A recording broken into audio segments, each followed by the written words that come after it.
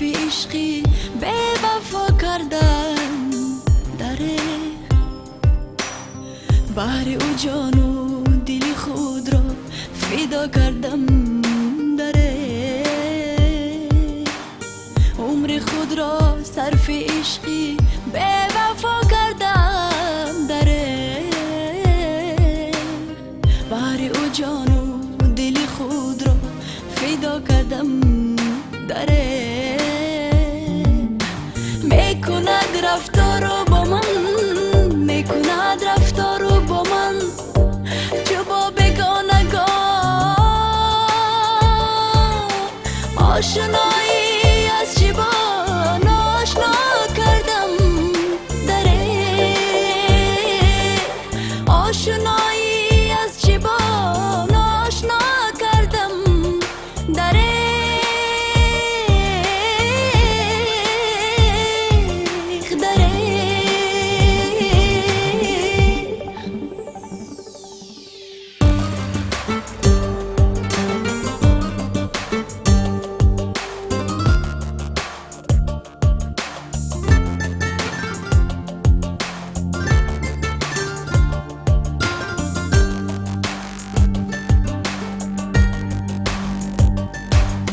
هر کی بهر خود موافق یار جوید در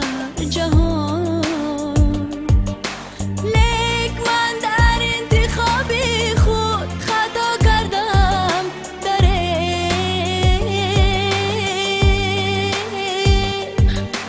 گفته بودم می شود آسایش جان و تنم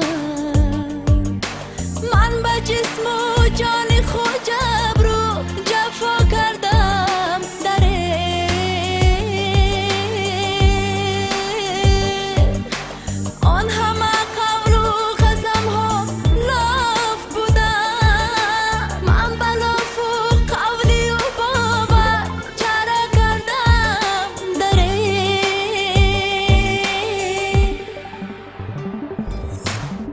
عمر خود را صرف عشقی به وفا کردم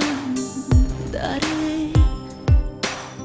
بهر او جان و دل خود را فدا کردم دره عمر خود را صرف عشقی به وفا کردم دره بهر او جان و دل خود را فدا کردم دره میکند رفتار با من